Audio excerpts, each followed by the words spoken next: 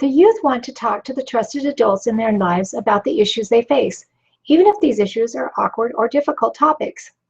I learned this several years ago when I was teaching the 15-year-old Sunday school class. I had a great group of kids who were very respectful and participated when I asked questions. The problem I had was trying to get them engaged and excited about the lesson. There was one lesson that I taught. They became very engaged and involved in a great conversation. The topic of the lesson, ironically, was the law of chastity. I began the lesson by telling them about the law of chastity, what it is and what it meant, and they were all sitting there staring at their feet, shuffling their feet awkwardly. And then I switched modes on the lesson and opened it up to conversation. They all know what they're not supposed to do, but what they really would like to know is what is okay and where it is appropriate and where that line should be. So once I opened it up to a discussion, it became very engaging. And I realized that the youth do want to talk to their parents about these difficult issues that they face in life. And there are many difficult, challenging, and confusing issues that our youth face today.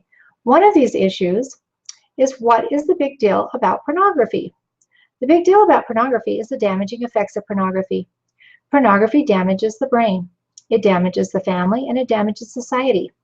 Pornography damages the brain because it's very much like a drug. The same chemical reactions occur in the brain when using meth and cocaine as when viewing pornography. Excessive dopamine is released in the brain, and the only difference is that when viewing pornography, these reactions are much more powerful. It's like a chemical bomb going off in the brain. And in the brains of teens and young adults, it has been shown that their receptors are 2 to 4 times more powerful than in adults' brains, which means their brains are flooded with even more dopamine. And just like with meth and cocaine, viewing pornography is addicting.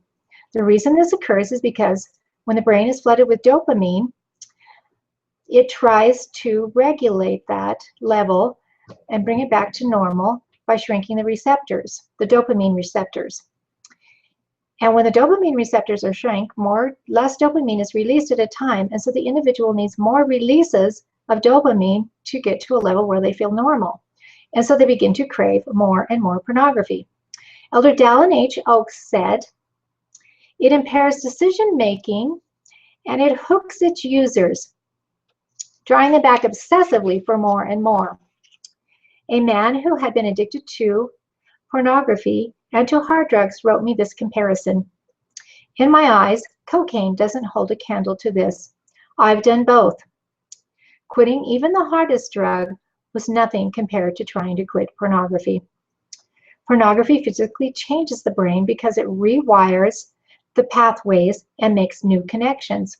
As they stated on the website fightthenewdrug.org, neurons that fire together wire together. Also in the brains of those who are addicted to drugs and pornography, they have seen that the frontal lobes of the brain shrink.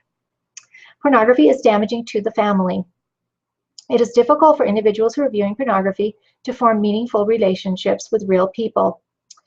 M.L. Layden, in a paper entitled Pornography and Violence, in a journal on the social problems of pornography, stated, "Healthy relationships are built on equality, honesty, respect, and love. In porn, it is the reverse. Interactions are based on domination, disrespect, abuse, violence, and detachment. Viewing pornography results in a loss of the spirit." Elder Dallin H. Oakes said, "When we worthily partake of the sacrament, we are promised that we will always have His Spirit to be with us. To qualify for that promise, we covenant that we will always remember Him. Those who seek out and use pornography for sexual stimulation obviously violate that covenant. They also violate a sacred covenant to refrain from unholy and impure practices. They cannot have the Spirit of the Lord to be with them." I know personally of the damaging effects of pornography on families. My sister married a really sharp return missionary in the temple. They had 4 beautiful daughters, and their dad was very involved with the kids. He was had a lot of fun with them, and everything with him was awesome. And everything was an adventure. Even going to the grocery store was an adventure, and they were the cutest little family. But then he became addicted to pornography, and he got into harder and harder pornography. And over time, it changed his personality. He became a different person. He was very abusive of my sister to the point that she finally left him and divorced him. After they had left, the two older daughters told my sister that their dad had been sexually abusing them and that he had threatened to kill their mother if they told. It's been 12 years since my sister divorced her husband. The girls are now grown, but they still have emotional and health issues because of the abuse they suffered in the home because of their father's pornography addiction. Pornography is damaging to society. It objectifies women and it promotes violence towards women. Women viewing these websites and seeing this abuse and violence begin to feel that that is normal in relationships. Two of the side effects on individuals viewing pornography are that they have a lower material success in life and that they have a change in beliefs. Both of these have negative impacts on society. Now that you know the damaging effects of pornography on the brain, on the family, and on society, you need to get involved, you need to get educated, and you need to talk to your children. 80% of first-time exposures are in the home between the ages of 4 and 11. Pornography loses its allure when it is talked about openly.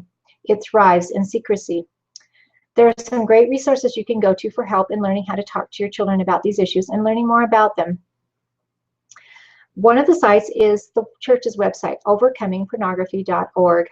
They also have the Parents Guide, which helps families to know how to talk to their children about healthy sexual relationships. Also, fightthenewdrug.org is a great website. They have many articles on all the different effects of pornography and how it damages society and individuals. And if you click on the bottom of those articles, there are references that you can go to that will lead you to other journals, articles, and websites to find out even more information. If you're addicted to pornography, you need to get help. You can't overcome this alone. The only way to overcome pornography addiction is through the repentance process and through the atonement. How many days does it take to overcome an addiction? It takes 2 years. We all need to get involved and warn others about the damaging effects of pornography.